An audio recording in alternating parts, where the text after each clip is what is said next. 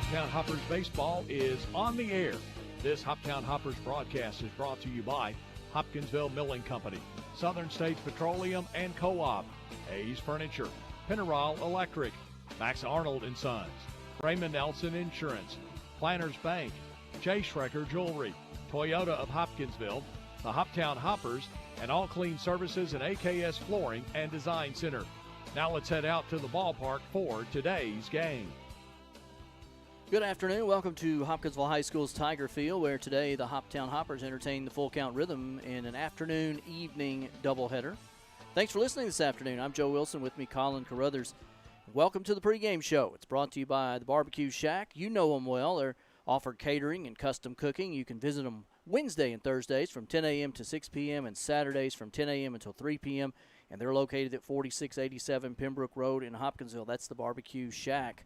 And Mindy will do you right out there at the Barbecue Shack. Well, we're a little bit late, as you might have guessed, as you tuned in. We were supposed to start at 3:45, come on the air at 3:45 with the game starting at 4, and they have we had some rain come through. Tarp's still on the field, but they're wanting to go as quickly as possible, as more rain is expected later on today. And, of course, if you were with us last night, we got through about 2 and maybe 2/3 of an inning, Colin, and then the monsoon came, and I had to wade through a river to get out of the ballpark last night. But we were ready to go today, and then another round of rain came through.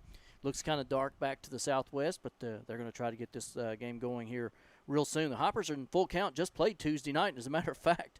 In that one, it was kind of a weird game. A Hoptown bus broke down on the way to the game. The Rhythm players had to go out and pick the Hoptown Hoppers up and bring them to the ballpark, correct? Yeah, I mean, it was just we sat there about 10 minutes out from reaching the field when all of a sudden bus went bad, and they had to make a few phone calls. A bunch of cars showed up. We were able to go in one trip. It was generous to make sure we got that game in, and then that was another back-and-forth contest where the Hoppers scored 5 out the gate and then just fell stagnant from there. The Rhythm just kept buying back and chipping every single inning until they took the lead and never let go of it. Yeah. It's amazing that they were even – I mean, I'm not sure I've ever heard of the other team going out and picking up the other team to come and play, yeah. you know. But these two teams have met several times this year. Obviously, Full Count is one of the teams that's normally in discussion for the championship, and they are in third place right now, about 5 games behind the Hoppers. And Henderson, as Hoppers woke up this morning tied with Henderson, since Hoptown didn't get their game in last night. Henderson did. They're tied for first place going into today's action. In addition to today's doubleheader, the two teams meet again Friday night in Hendersonville. So, and I don't know, Colin, that might be the last time they're scheduled to play in the regular season, maybe one more matchup, but they're about done with Full Count for the regular season. Hoptown is locked in a first-place battle with Henderson. The Rhythm hoping to get a pair of wins today, and if they get a couple of wins, they'll be right back into the championship discussion. Stay tuned. We're going to come back with Hoppers coach Chris Benny. You're listening to Hoppers Baseball on 95.3 The Farm and 953thefarm.com.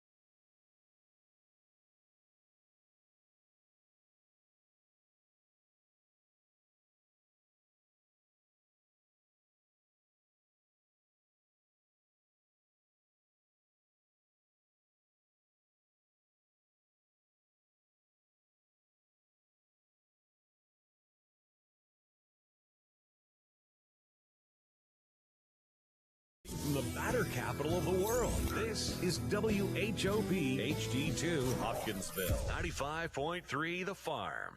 I'm with Hoptown Hoppers coach Chris Benny. Joe Wilson with you here this afternoon. A beautiful Sunday afternoon right now. You have some storms that might be popping up, but coach, a doubleheader tonight with our buddies Full Count from Henderson, Tennessee, and obviously this is a quality ball club. Yeah, they are, but luckily we got 2 quality arms going tonight, so hopefully it'll be 2 good games. So what's your strategy today? Just basically going to run 2 sets of 9 players out for defense, try to keep everybody, as cool as they could possibly be, as hot as it's going to be, and, hopefully just put the ball in play, force them to get outs, and, hopefully win both. Talk about this first game. Who you going with on the bump today? We're going to go with Hudson Hamilton, right-hander out of Texas. Been good for us so far this year, ERA around a 3, so hopefully gives us a good shot to win the first one. We'll go with Brady Leonard in the second. Okay. This is an organization that's primarily been near or at the top every season they've been in this league, and I know they're chasing you guys in Henderson right now. But last night, late game for them at Fulton. But what are you expecting from them today? They're always going to be a tough team to play. I mean, really every team in the OVL is tough, so you can expect a ball game from them, expecting some good arms, and the middle of the lineup can hit it. What exactly is it that you've had some pretty good success with them this year? What have y'all been doing this year that really hurts them or bothers them? I think just our lineup 1 through 9 in general just kind of gives them trouble. If they give up a free pass, an error, or a walk or something like that, it could turn into a 2-run, home run for us. And so ultimately I think that's kind of been their Achilles heel. They've had traditionally kind of one bad inning of baseball, and 8 really good ones. And so we just capitalized really good on that bad inning. Standings could change quite a bit at the end of the day today with you guys having 2 against full count, and you woke up this morning in a tie with Henderson just because they got one in, y'all didn't last night. But, at this point in the season, you got to be pleased with where you are. But how big would a couple of wins today be for you? I mean, it'd be huge. Our goal right now is we've been in kind of playoff mindset for the last couple games here. So ultimately, our goal is to kind of go 15-0 through the remainder of the season, and then hopefully win 4 games in the postseason. So our focus is to win every game from here on out, and then to let the standings be what they are at the end of that. Coach, good luck today. Appreciate it. Thank you. All right, that's Hoptown Hoppers Coach Chris Benny as the Hoppers get ready for a doubleheader today with the Full Count Rhythm. You're listening to Hoppers Baseball on 95.3 The Farm and 953thefarm.com. Configuring the Bluetooth.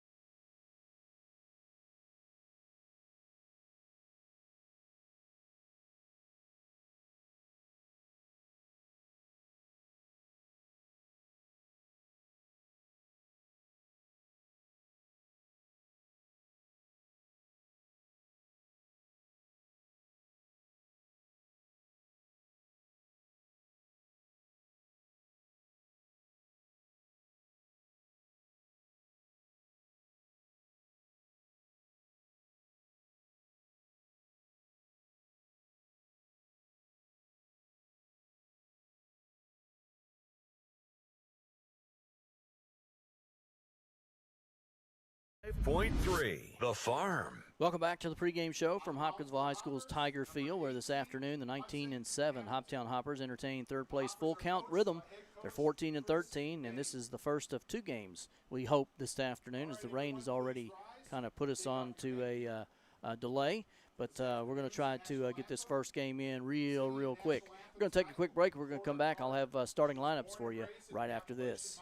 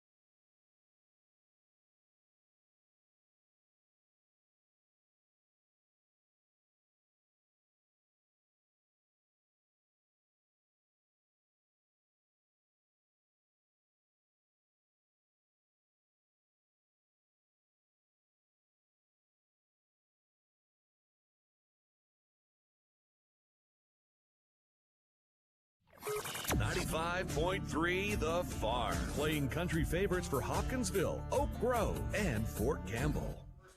Game time weather is sponsored by Charlie Henderson State Farm. We do have a little bit of rain in the area. We had a little shower here, but hopefully we can get this first game in. Here's your WHOP Weather Center forecast. Lows dip down to about 69. Tonight, under partly cloudy skies with a chance for storms. Northwest winds at around 5 miles an hour. Partly cloudy skies again. Tomorrow, slight chance for storms. Daytime highs approaching 86.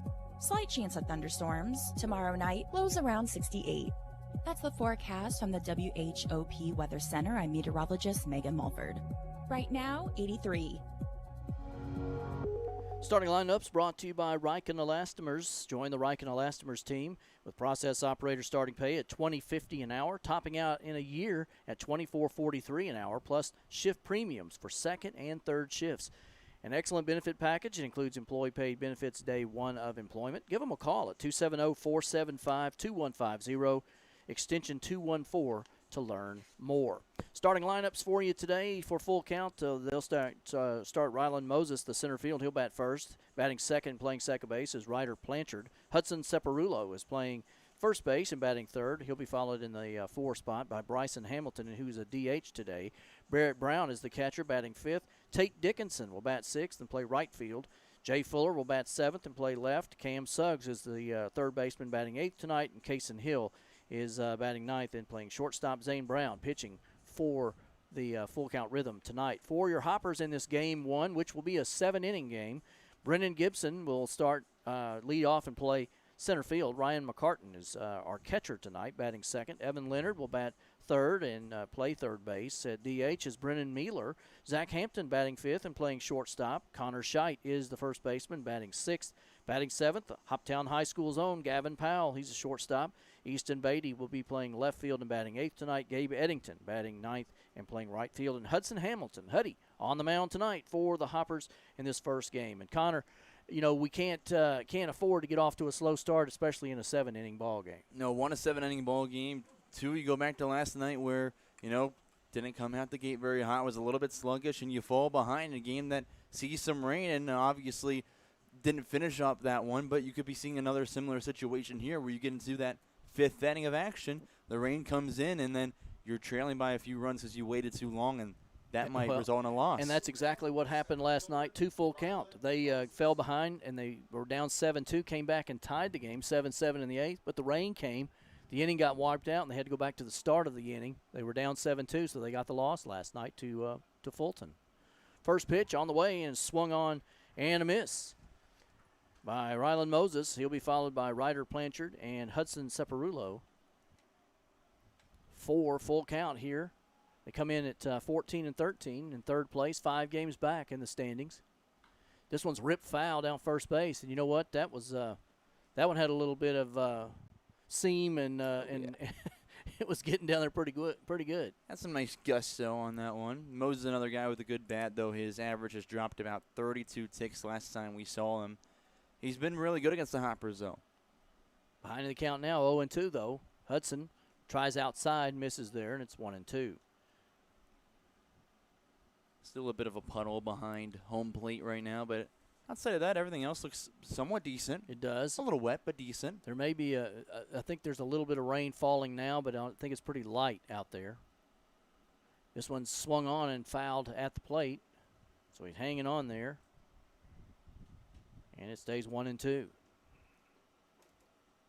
Full count has the North Carolina Tar Heel look, as they have that North Carolina blue top with the white pants and then the North Carolina blue, navy blue stripe on their pants. Hudson misses high here, and it's 2-2. Yep. Hoppers wearing their red jerseys tonight with the, I guess, the navy blue and white pinstripe. Hoppers across the front of the chest, white pants. The rain coming down pretty good right now, and Hudson misses outside, and the count runs full, 3-2.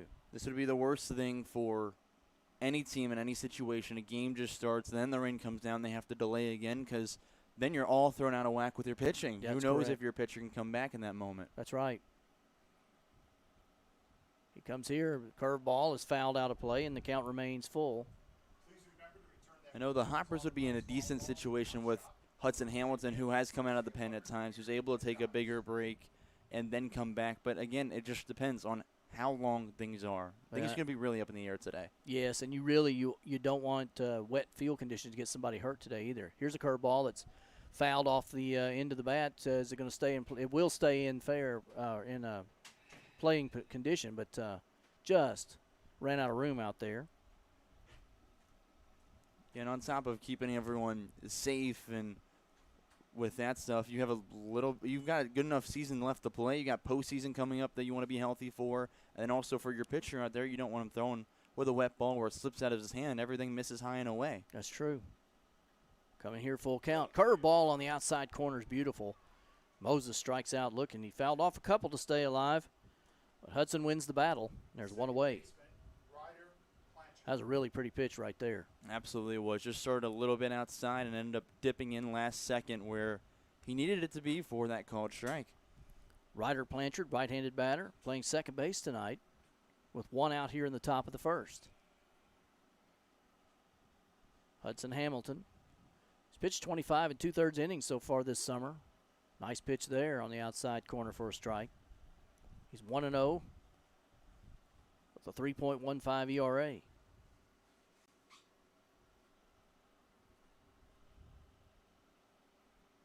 A lot of folks stayed, even though it's raining, have their umbrellas out. This cloudy, rainy afternoon. Pitch misses inside, 1-1. They just must have missed this Hoppers team that's battling for first place this year. That's right. It's the only thing I can give them. Got to give them some credit for hanging in there. 1-1 the count. Hamilton's pitch here, curveball in for a strike. And it's 1-2. That one started off at the shoulder of Blanchard and broke right back over the plate. As we mentioned before, rain. It was sunny when we got here, just like last night. Curveball here. And sit down there, as that one was a beautiful curveball, too, that caught Blanchard looking, and second backward strikeout of the night. 2 gone here in the top of the first. Sunny looked beautiful. Was another gorgeous day for baseball. And then, as you mentioned, as the same soon situation. as I started interviewing Coach Benny, too, I said, it's a beautiful afternoon. As soon as I said it, I thought, oh, no, by the time this runs, it may not be. And it wasn't. 2 gone here. Ciparulo is the batter. Playing first base, big left-handed batter.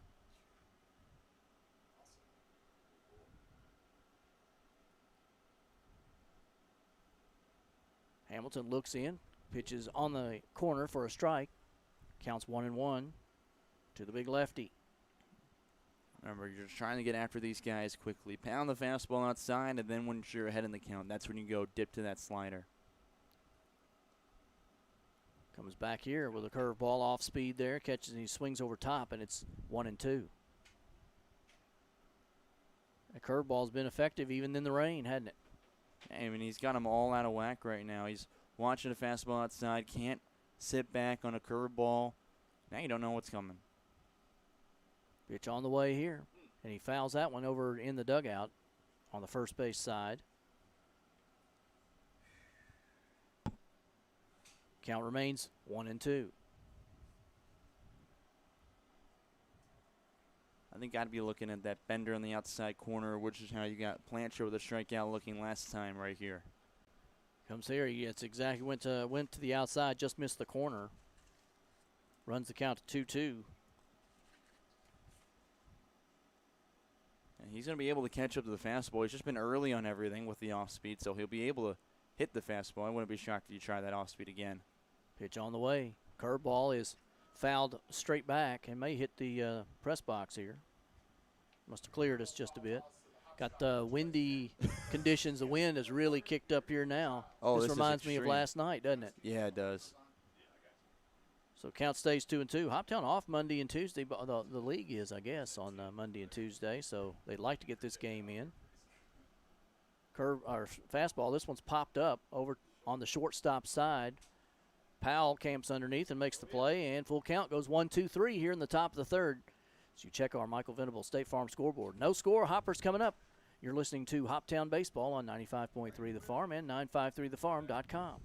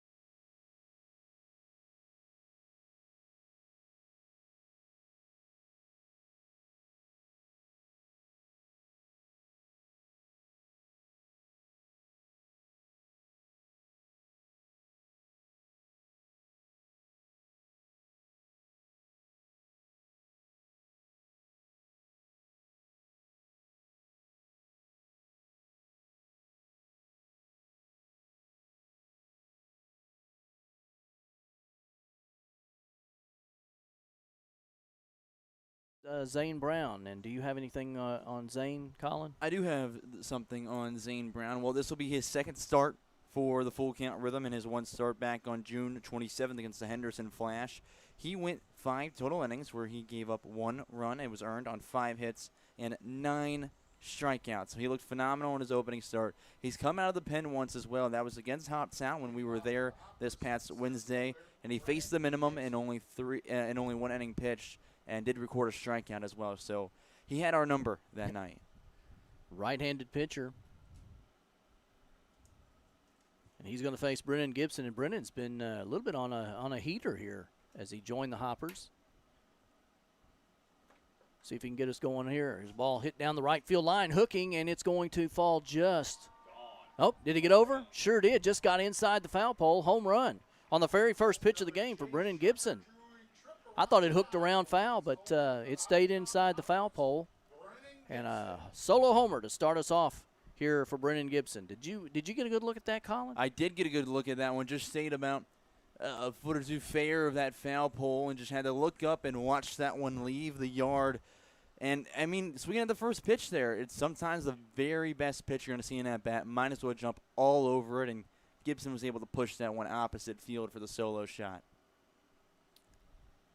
I thought it was going to hook across on the other side. I don't know how it managed to stay in, but we'll take it. And it's 1-0 Hoppers. And here's Ryan McCartan, catcher. I know Gibson was going down first base the whole way thinking, please still call it fair. Please he was still doing the call it Carlton fair. Fisk, wasn't he? Yeah. 0-1 the pitch, or 0-1 the count here, and he gets McCartan to chase one way out of the zone there. It's 0-2. Yeah, I can't. There's kind of a reflection from that light on the pole on the window, and it looked like it went just right of the foul pole. So we'll take it. First pitch home run. That one he was able to lay off of is the exact same pitch, and it's 1-2 to McCartan. Gibson has been on a tear since he got here.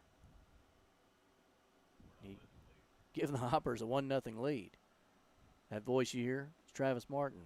And there's a swing and a miss, and McCartan goes down on strikes, and there's one away here in the bottom of the first. Third baseman, Evan Leonard. Evan Leonard will come to the plate. He'll be followed by Brennan Mueller.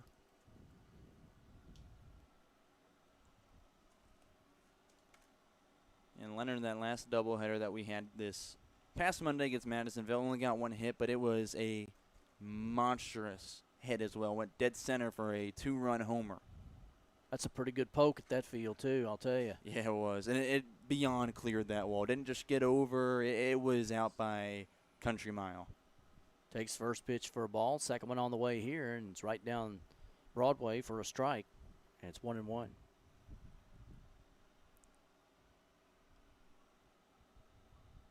Skies still look threatening off to our southwest, but we are underway here. There's a nasty pitch there that Leonard swings at. And it's 1-2. Brennan Gibson has given the Hoppers a 1-0 lead on the first pitch he saw over the right field wall. Here's one tapped. Oh, it's back to the pitcher. Thought it was going to get over his head, but it'll be made there. It was a nice play. Brown to Separulo. There's 2 gone here in the bottom of the first. If the field hadn't been as wet, that one might have gotten over his head, but as it was, it went right to Brown. He was able to make the play. So Brennan Mueller bats with 2 out here in the bottom of the first. Swing and a miss. Mueller goes fishing down there. Yeah, but everything in that infield grass will die today, just as you were mentioning, especially with how aggressive this Hoppers team is at the plate. They're expected to have a few slow rollers that may end up becoming singles now because it just stops in the infield. That's true. That one's a little bit low there, 1-1. You know, when the St. Louis Cardinals used to have all the Vince Colemans and all the guys that here's a ball ripped into right for a base hit by Mueller. But, as I was going to say, a lot of teams would start watering their field down and making it muddy to make them hard for them to steal. Yeah. Whatever you can make work with the home field advantage, I guess. Mueller just turned on that one, ripped it right into right field. So 2-out single, and that brings up Zach Hampton. Hampton's had a good summer as well for Hoptown. Takes one inside, and it's 1-0.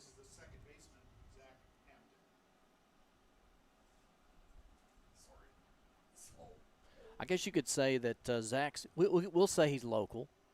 He's got his family here in town. Might as well. So we'll call him local, too.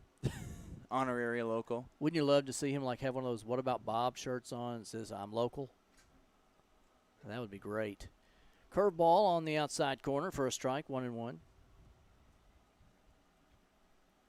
That wind is welcoming itself, even though it is not very welcomed by the fans right now. It's blowing everything all over the place. I just saw an umbrella go flying.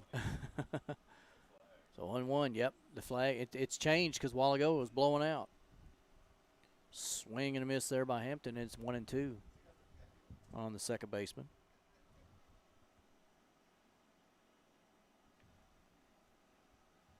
Ricky People listening to us this afternoon, checking in with us. Appreciate that. 2-2 the count now to Hampton. People says Vince Colvin was the fastest from home to second base, 6 seconds flat. That's ridiculous. How about that? Ricky Poople was right behind him. 6.2. Here's one ripped down to short. Gobbled up there, and they'll flip it to second for the easy out, and the Hoppers are done here in the first. But they get 2 hits. They had 1 run on a solo homer from Brennan Gibson, and Hoptown leads after 1 as we check our Michael Venable State Farm scoreboard. It's 1-0 Hoppers. You're listening to Hoptown Baseball on 95.3 The Farm and 953thefarm.com.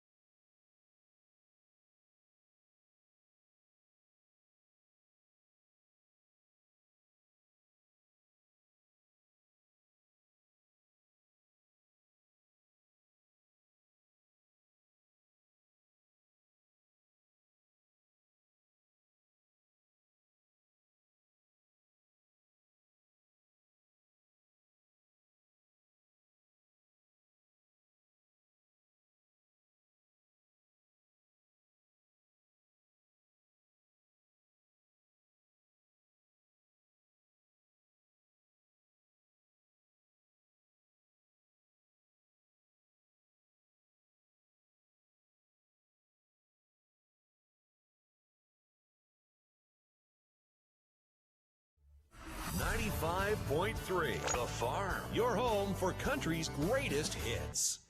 Top of the second here at Tiger Field. And Colin, do you want to go ahead and start calling your game here? Sure. I'm not sure how long we're going to get to go, so we'll let you get you going here. But full count, went 1, 2, 3 in the first.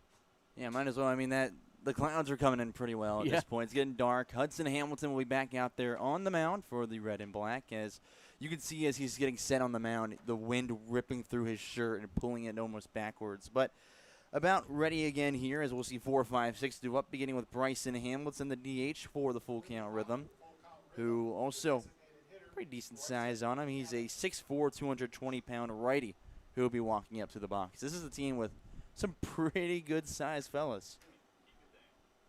Got a lot of guys who are playing both baseball and football in high school. This guy, even though he has the height and has the size, did not play football. He actually played golf as well as baseball. Wow. In high school. Wow. Yeah, I was going to say. He readies in the right-handed boxes. Hamilton now set from the stretch. First pitch of the second inning is a fastball low for ball 1. That's kind of a golfer's matchup right here. Hudson Hamilton is a big golfer as well. He said he can swing around pretty well on the links as the 1-0 comes in and misses down 2-0 the count. I think he's being a little careful here. Didn't want to give him anything in the zone. You leave one a little bit on that inside half of the plate about belt high, and you don't even have to turn around to see where it goes. The 2-0 pitch as the leg kick comes in from Hamilton, tries an off speed and spins it out of the zone for ball 3. Hamilton does already have 3 home runs on the year. That's Bryson Hamilton, not Hudson Hamilton, of course. Yeah, it's a Hamilton-on-Hamilton matchup here. So now the 3-0 pitch to open the inning, and he finally relocates for strike 1. Fastball gets it, 3-1 the count. On deck is Barrett Brown, the catcher. Bryson Hamilton in the box, the VMI product. Ready's up again as he's got the green light. Hudson the pitch, and it's a ground ball left side, just foul for strike 2. That may be our play of the game right there. Defensive play right there. Evan Leonard makes a nice play in foul territory on the backhand. They should have let that one count. They should have kept that one in Should play. have, for the effort. That's what we call A for effort right there. Yep. Full count is Hudson Hamilton trying to work out and salvage the at-bat after he started 3-0. Now from the belt. He'll fire again. Tries the off-speed and it lands in the zone for his 3rd K of the night. Absolutely beautiful. Started off at the shoulder, broke right back in on the inside corner, locked up Hamilton's legs. He could do nothing with it. All strikeouts have been looking so far for Hamilton as he now faces Barrett Brown, the catcher, who stands 6 foot 185 in that left-handed box. He's a switch hitter, though, so if we brought in a lefty, he would go over to the right side. First pitch he sees, it's a curveball in there for strike 1. How many catchers do you know that are also switch hitters? You know, I was going to say, you don't see that very often.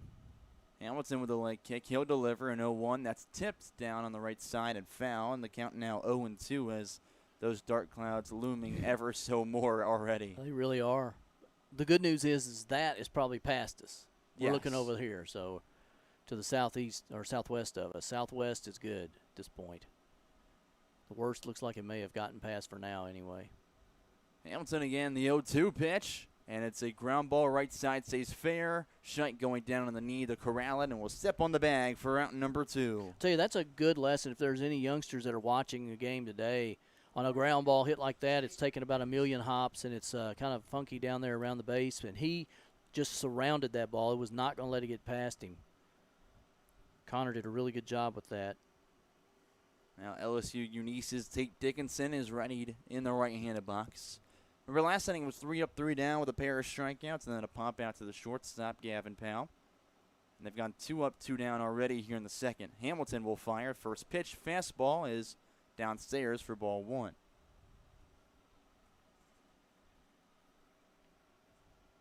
And Hamilton carrying his a little north of 3 ERA into this game as he fires the 1-0. He tries the fastball outside corner, runs off the plate. And now they count 2 balls and no strikes. He's gone now 27 1/3, including his 1 2/3 so far in this game. 2-0 pitch, and it's a short chopper left side. Gavin Powell won't pick it up. Leonard comes in front of him, but it's too delayed as they throw the first down in time. There's an infield single.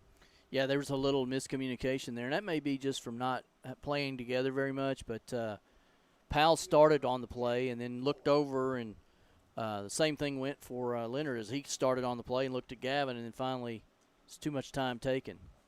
But as you mentioned before, the ball is not – it's going to slow down in the grass. I think extra died in the infield. So with a runner on first and 2 outs, Jay Fuller is the left fielder coming up in the left-handed box. Currently in the transfer portal after spending his first year with UAB. Did not see any action this spring, though. Hamilton's first pitch to him. Fastball blows it by him for strike 1. Now, Fuller's one of those guys you were talking about. Looks like he may have played a little football. Yeah, another guy with some good size. 6 foot, 195. Was ranked the number 19 outfielder in the state of Alabama by perfect game when he graduated Oak Grove High School. Pitch way outside. It's an even 1-1 count. Saved by the backstop McCartan. So the runner stays at first. Had a lot of looks coming out of high school. Now just looking for a new fit, new home. Hamilton will slide back to the plate. Curveball that Fuller will catch up to, but pull it too strong foul. Now the count 1-2. He actually pulled that one into the dugout over there. He was so early. Way ahead of it. And being able to sit back in that backside hip. With a runner on first and 2 outs. 1 ball, 2 strikes. Hamilton looking to get out of it right here with the pitch. It's a fastball that he'll foul off himself. And we'll do it all over. One of the worst things that happens to you. Runner again on first is Tate Dickinson, who did take off for a second. A bit of a threat. He's stolen 7 bases, been successful every single time so far this year. Could be looking at him to go off again. I think they did that to us last game. They were running on it with like that, and the balls hit the right. They were taking first to third just about every time. Ground ball right side, right to Connor Scheid. He'll step on the bag, and that will do it for the top of the second as we check the Michael Venable State Farm scoreboard. Off one hit, nothing else comes to fruition. Hoppers lead 1-0 as we head to the bottom of the second. The Hoptown Hoppers.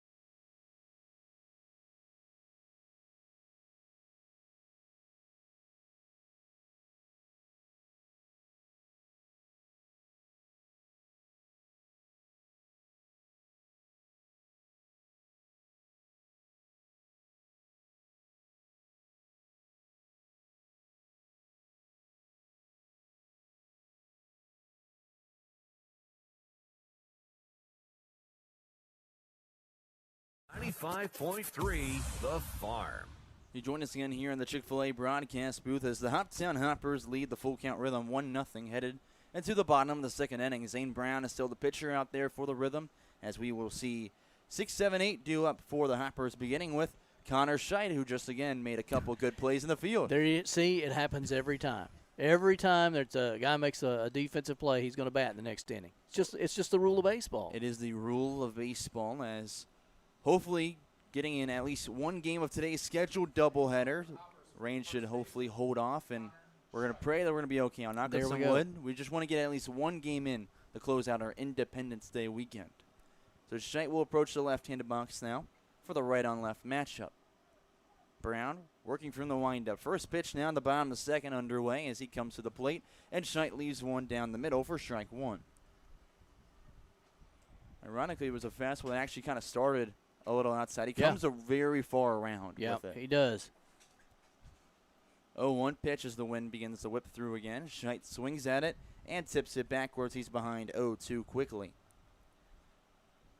When we made the trip over to Hendersonville last Wednesday, he played in that game, went 1 for 4, though he did reach on a walk as well.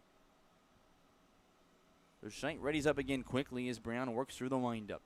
Leg kick, he'll fire, and it's too far outside for the first ball in the count. I thought he was going to ring him up. I did. He kind of raised up a little bit. He was ready for it. Yeah.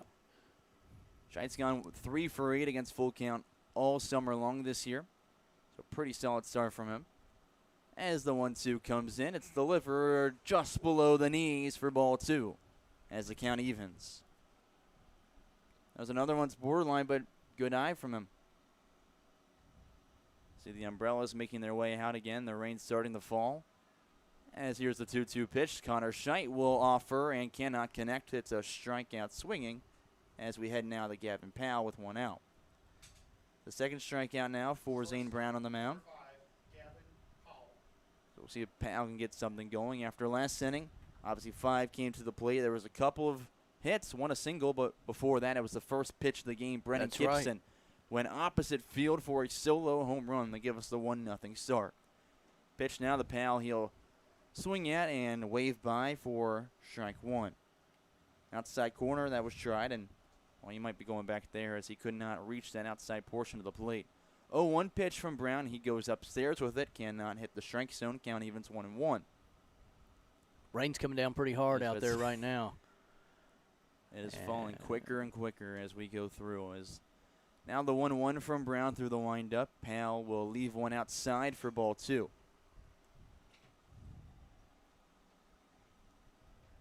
Again, give credit to the fans right now that are just sticking through it, throwing up the umbrella, and no power to them. 2 balls, 1 strike as the pitch comes in, and Powell leaves one that will be called a ball. I think it didn't help that the catcher Barrett Brown did not receive it cleanly. Yeah, if he'd have caught it, it might have been a different story.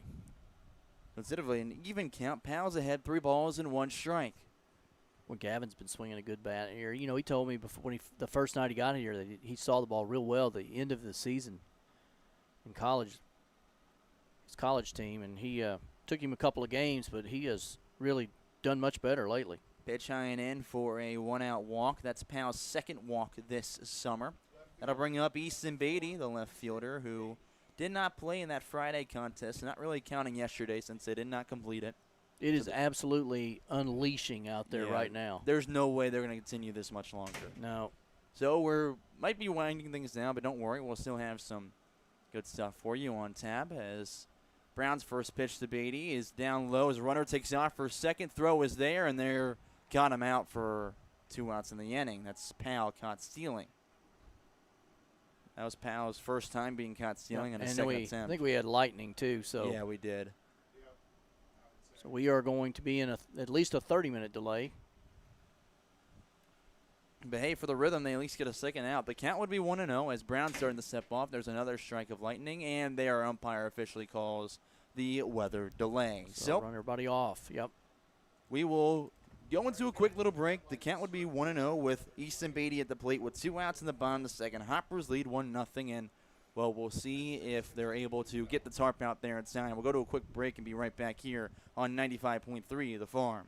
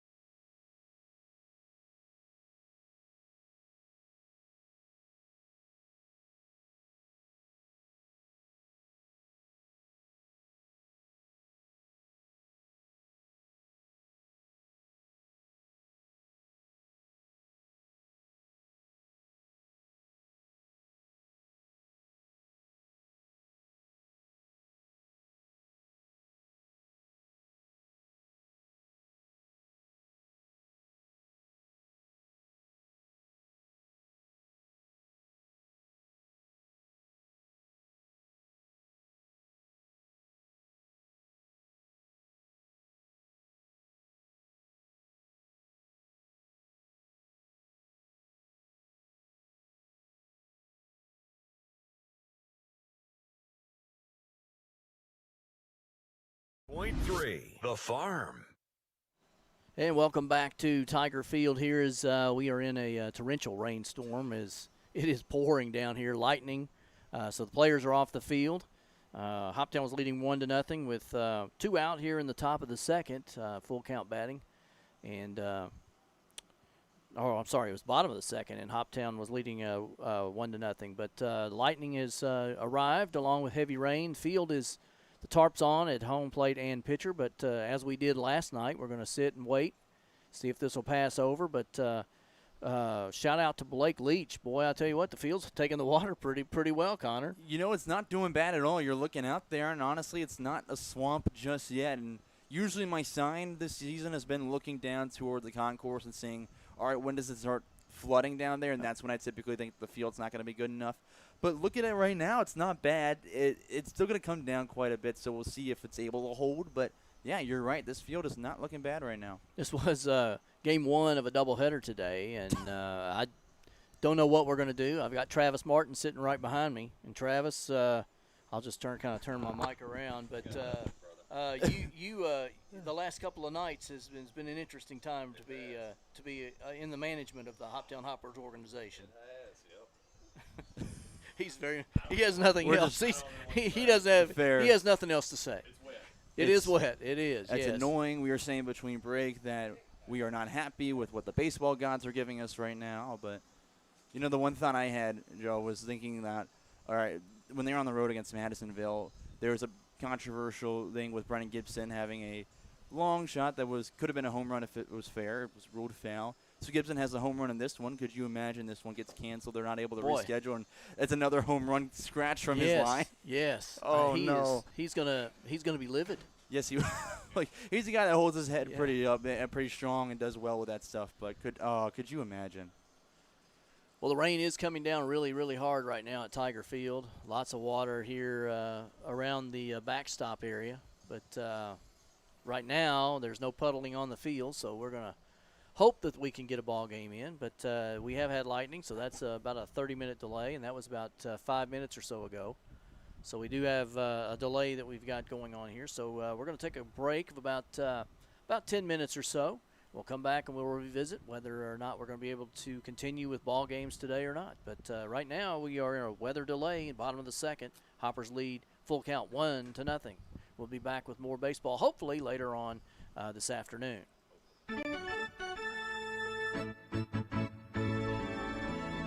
Hi, this is Hopper Declan Riggs from Highland, Illinois. I'm excited to be in Hopkinsville as a member of the 2026 Hoptown Hoppers. Join me in thanking our season sponsors, United Southern Bank, Charlie Henderson State Farm Insurance, Jersey Mike's, Fletcher Law Firm, Rotary of Hopkinsville, and Higgins Insurance. Go Hoppers.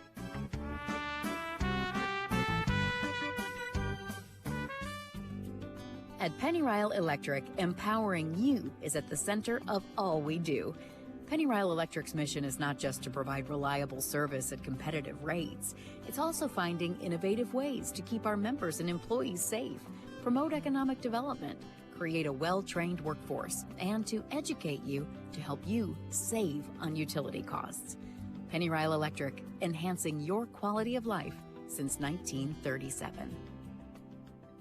At Max's, we're supporting our local schools 1 gallon at a time.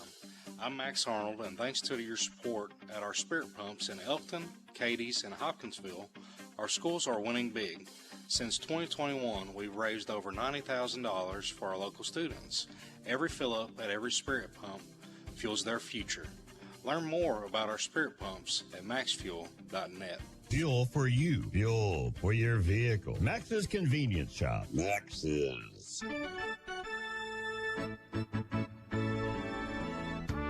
Hi, this is Mark Harmon from Louisville, Kentucky. On behalf of all of the 2026 Hoptown Hoppers, I would like to say thank you to all of our fans, families, supporters, and especially our host families. We love the game of baseball, and we appreciate all of you for helping us to pursue our baseball dreams. Once again, to all of Hopper Nation, thank you, and we hope to see you all at the ballpark. Go Hoppers!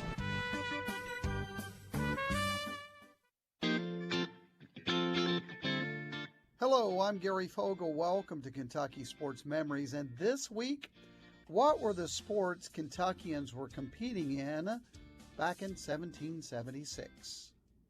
At Watson's, we've been delivering all the family fun and relaxation to our local community for over 50 years. Our mission is to provide high-quality home recreational products and home furnishings to our customers that bring families and friends together for a break from the daily stresses of life. Shop the largest local selection of in-stock products for your home, inside and out, and get the guaranteed lowest price in the USA. Only at Watson's. I'm sure you're well aware of all the celebrations going on around the country, marking the country's 250th anniversary. Back in July, on July 4th, 1776, is when the Declaration of Independence was signed. So we thought this week we'd take a look at what sports Kentuckians were playing 250 years ago, back in 1776. Now, please understand, at that time, Kentucky wasn't even a state yet. Kentucky was still part of the Virginia Territory. Kentucky didn't become a state until 1792.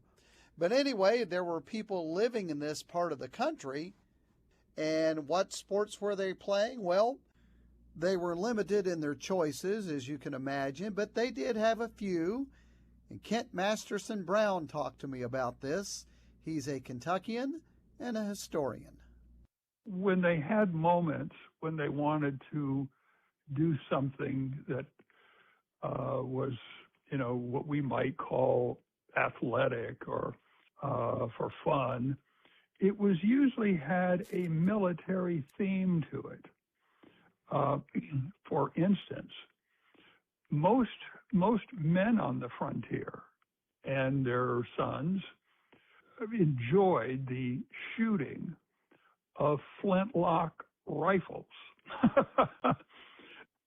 So there would be shoots where they would compete with others in the firing of a muzzleloader and a Kentucky rifle. And these were popular all through the Kentucky's early story. So shooting contests were big back then. Makes sense, because pretty much everybody had a gun. But there were other sports or sporting activities people were taking part in back then. And I talked to John Hennon about this. He is a retired history professor at Morehead State University over in eastern Kentucky. And he talked to me about one of the sports that was big back in those days. I know there was an awful lot of wrestling on the frontiers, sometimes to the point of, eye gouging and that sort of thing. It could be pretty brutal. Like, I don't even know if they had a wrestling ring. They probably just laid out a little patch of ground and wrestled that way. But these were not highly regulated, if at all, and there were probably no real rules of the game other than there are no rules. I assume in these wrestling matches, there was no referee in the ring or in the area where they were wrestling with them. It was just two guys going at it, and whatever you could get away with is what you did to win the match. That's my impression. And I don't know if they had a rule like, okay, the match is over when one guy can't get up anymore or what. But I doubt if there was any officiating going on. And I asked him about whether wagering was prominent back in 1776. I'd be surprised if there wasn't some betting along with it, because betting on almost like it is today, betting was on almost anything was fairly common on the frontier. And one of the things they likely bet on was bare-knuckle fighting, which was big back in 1776, the predecessor to boxing. And Hennon says with both bare-knuckle fighting and then later boxing, it was much different than boxing is today because the matches oftentimes were much longer. I'm not even sure when boxing became formalized as a sport, but the so-called rounds in boxing sometimes went on for a long time. I mean, you might have 50, 60, 70, 80 rounds in boxing. And the same was the case for bare-knuckle fighting, which is what they were doing in 1776, because at that point there were no boxing gloves, no padded gloves, so the bare-knuckle fighting was much more brutal than boxing. And it was believed in many of those matches, the bare-knuckle fighting matches, that they did have rounds, but it just went on until one of the contestants was either knocked out or could not go on anymore. And that ended the fight. Horse racing was big even in 1776. Not like we think of horse racing today with the thoroughbreds. They didn't even have a track in 1776. They just raced on flat ground, and they raced all different types of horses. Now, as far as a track here in Kentucky, the first one was built just a few years later in the 1780s by a guy named William Whitley. And the track was built near Crab Orchard, Kentucky, which is in Lincoln County, just southwest of Lexington. And I talked to Jane Van Hook about this. She is a historian from Lincoln County. Were people betting on races back then, whether it be legal or illegal? I am certain of that, because he was well known for making a wager or two. And that is also how they settled duels back then. Instead of shooting at each other, they decided to race their horses against each other to settle duels. They also say that if it had not been for the Civil War, there's a very good chance that Crab Orchard would have been the site of the Kentucky Derby. Kentucky, of course, was a neutral ground as far as, in the North and the South. And so there was a lot of both your Confederates and your Union soldiers coming through. And so a lot of times what would happen, they would see these nice horses, they would take them for the military. Therefore, they stopped running the Crab Orchard Derby, and later on, the Kentucky Derby in Louisville was born. At Watson's, we've been delivering all the family fun and relaxation to our local community for over 50 years.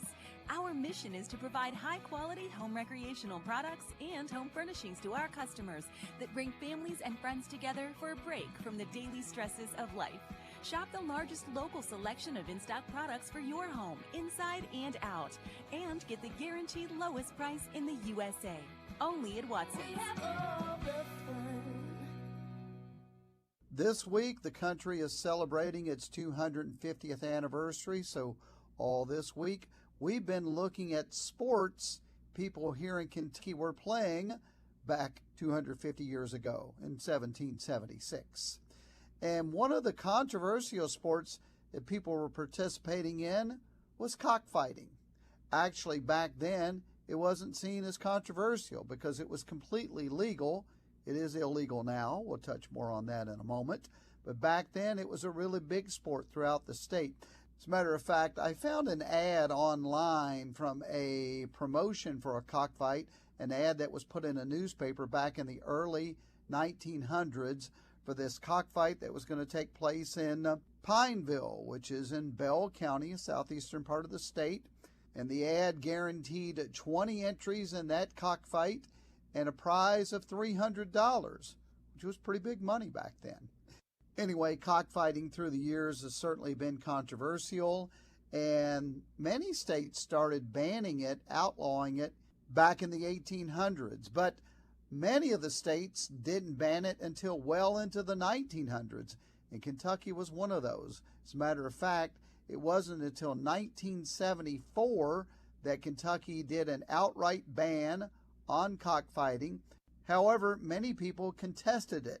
So it wasn't until 1994 that an appeals court upheld that ban and cockfighting was illegal for good here in Kentucky. Although many people will tell you it still goes on. Many places still hold cockfights here in Kentucky. They just have to do it in places where they hope to not be discovered because it is against the law. I hope you enjoyed the look back at sports people were enjoying in 1776. We weren't even a state then. We didn't become a state till 1792. That'll do it for the show this week. Thanks so much for being with me. Enjoy the celebrations of the 250th anniversary of this country. Gary Fogle, Kentucky Sports Memories. This is the Kentucky News Network. Former University of Kentucky basketball player Kerr Kriisa has been arrested by the FBI in connection to a multi-million-dollar fraud scheme. Officials say the alleged fraud dates back to his time playing for West Virginia in 2023. He is being held at the Fayette County Detention Center in Lexington pending extradition. He's been dropped from the basketball tournament roster for La Familia following his arrest. In international news with Kentucky ties, the Chinese government confirms former U.S. Transportation Secretary Elaine Chao met with Chinese Vice President Han Zheng in Beijing last month. The meeting occurred just 3 days after her husband, Senator Mitch McConnell, was rushed to the hospital for a medical emergency. The Chinese embassy says the two leaders discussed a new vision of strategic stability. McConnell's status is currently unknown. In Hopkinsville, a man destroyed his own SUV after accidentally shooting a firework into the cabin of the vehicle late Saturday night. Police responded to South Main Street and say the intense heat from the resulting fire also damaged a car parked next to it. Miraculously, no one was injured in the bizarre mishap. Shifting to statewide news, Kentucky Medicaid providers are bracing for a 4% reimbursement cut set to take effect August 1st. Advocates for the disabled warn the slashed funding will force caregivers to reduce wages or shut down completely. Governor Andy Beshear blames the Republican-led General Assembly for denying his proposed budget request to cover the costs. And finally, in Frankfort, the Kentucky Historical Society hosted a massive 4th of July celebration honoring the Commonwealth's role in America's 250th birthday. The event highlighted diverse stories from across the state before capping the night off with a fireworks display. I'm Travis Laird. This is the Kentucky News Network. Kentuckians are big on tradition, big on teamwork, big on hometown pride, big on putting in the hard work and showing up when it matters. That's why when Kentuckians need reliable coverage for their homes and vehicles, they stick with the home team, the insurance company that's big on commitment. Kentucky Farm Bureau. To find a Kentucky Farm Bureau insurance agent near you, visit mykfbagent.com. Need to sell your house fast? Whether you're facing foreclosure, stuck with bad tenants, or just ready for a fresh start, House Buyer Network can help. We buy homes as is for cash. No fees, no commissions, no repairs. Get a fair cash offer in just 24 hours and close in as little as 7 days. Call 833-464-0827 now for your free no-obligation offer. That's 833-464-0827. House Buyer Network. Fast cash, no hassle. Well, it's a wrap on tonight's ball games as Mother Nature wins again. So both this game and the one tonight later on in the doubleheader both canceled. So Hoptown Hoppers baseball officially over on this Sunday. So appreciate everybody listening to us tonight. Sorry we couldn't get another one in, but Mother Nature is 3-0 in the last couple of games that we've had to face.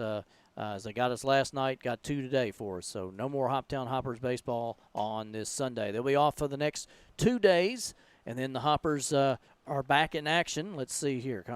Connor, let's see here. They'll be Wednesday. They go to Paducah is their next scheduled game. So hopefully Mother Nature will let us get those games in.